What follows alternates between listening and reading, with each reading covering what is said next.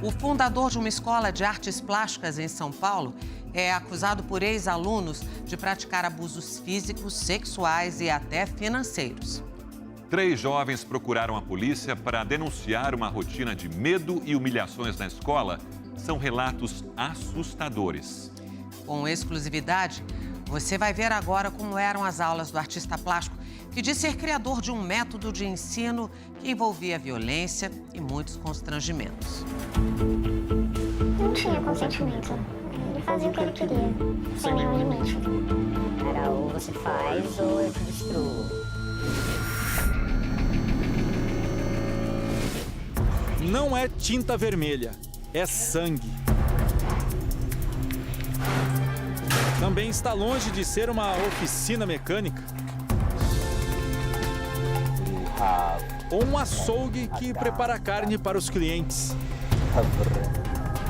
São aulas de artes plásticas em um ateliê em São Paulo. O professor do ateliê é Rubens Espírito Santo, um homem que criou um método pouco convencional para ensinar. Ele era um gênio e a gente ia conseguir, e todo mundo era imbecil, só ele que não.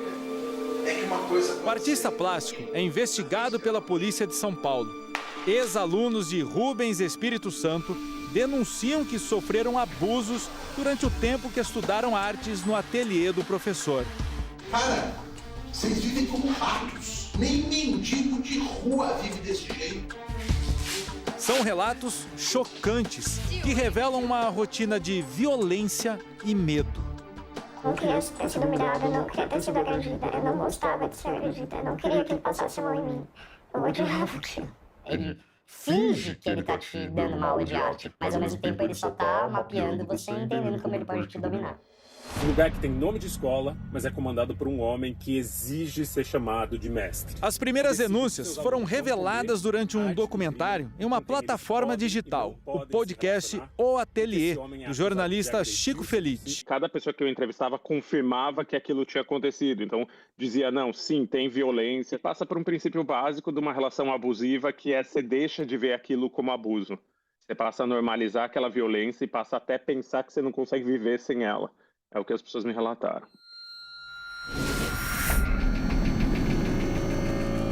Quatro jovens e a vontade de se tornar um artista plástico.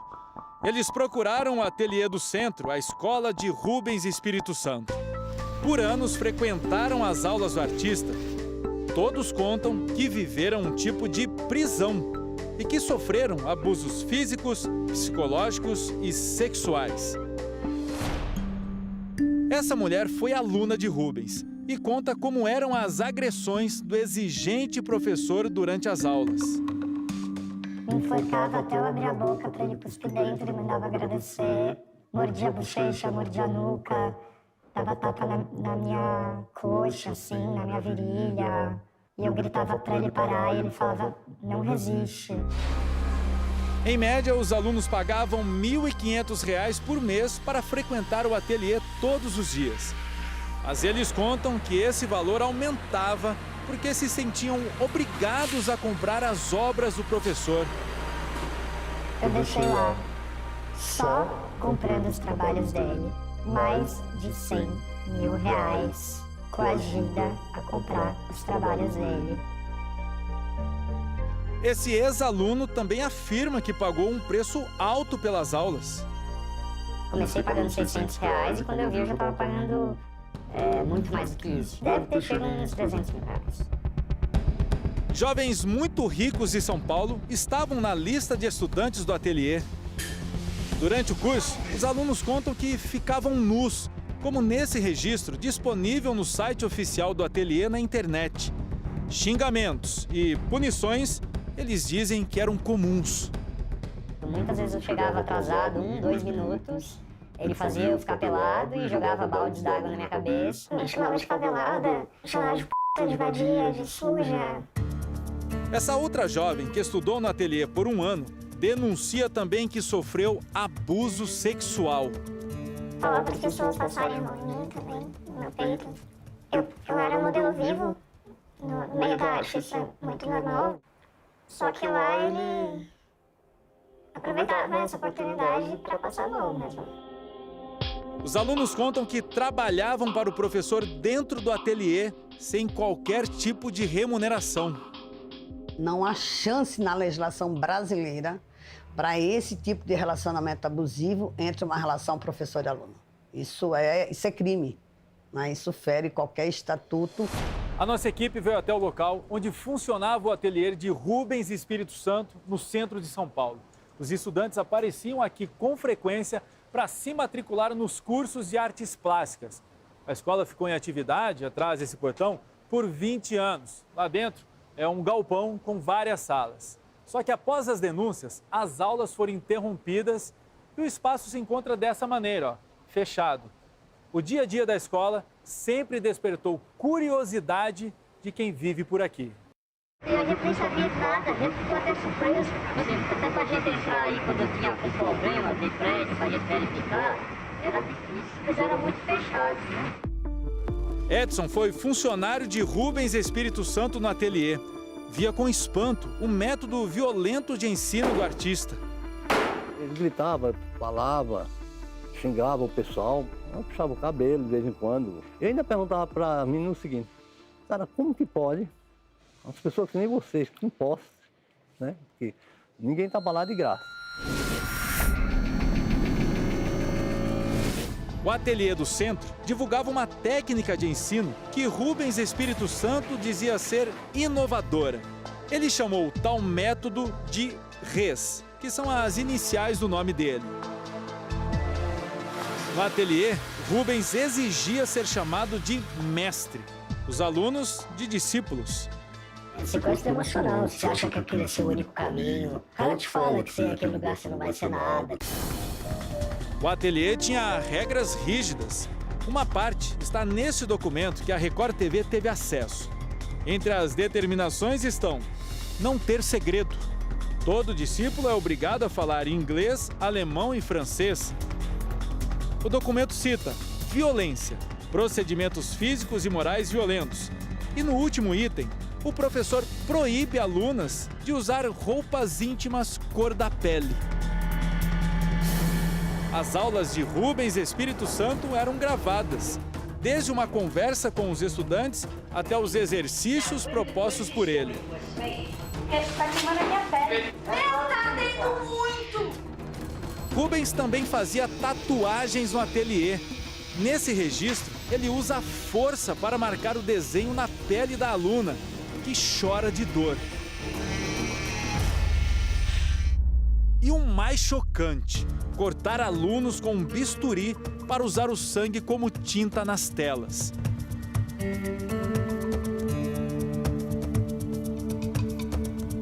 Esse aluno ainda tem na pele a marca do horror que sofreu. Vou fazer uma cruz em vocês. Faz uma fila aqui. Pegou o estilete e começou a fazer cruz. Aí essa marca eu ainda tenho no meu braço até hoje.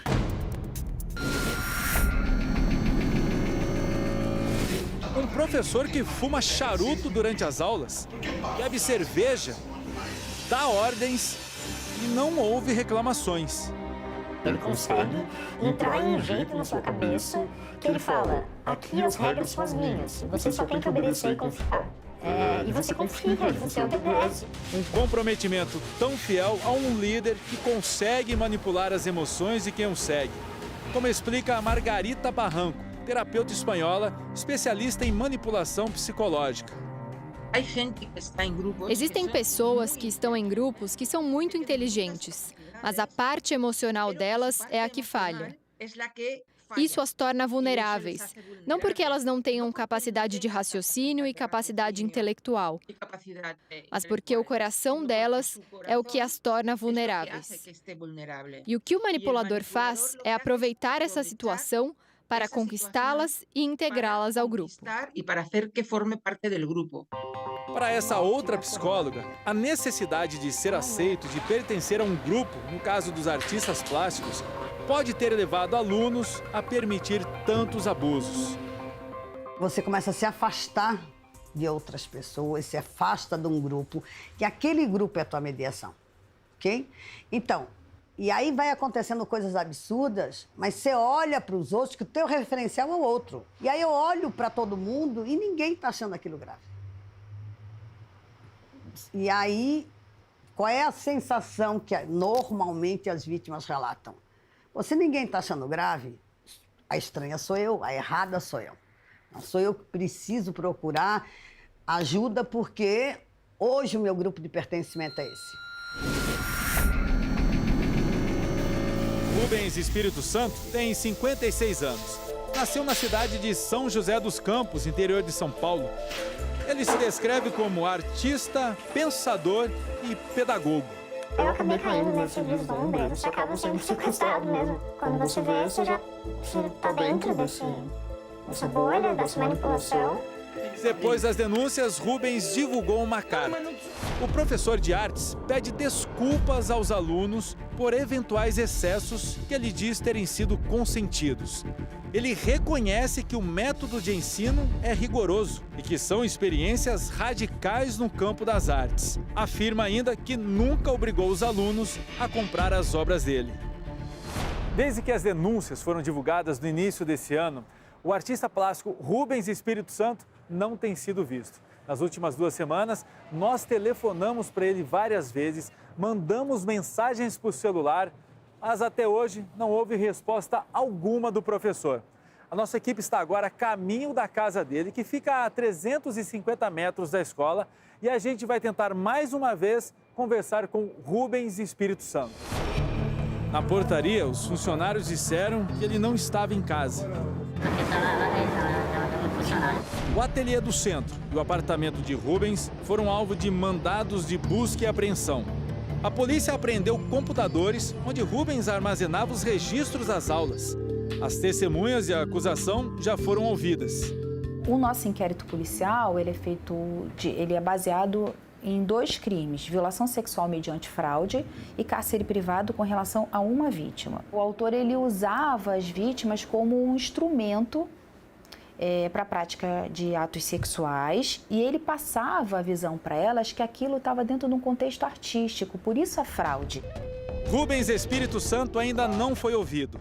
Por nota, o advogado do professor diz que as acusações serão devidamente esclarecidas no curso das investigações.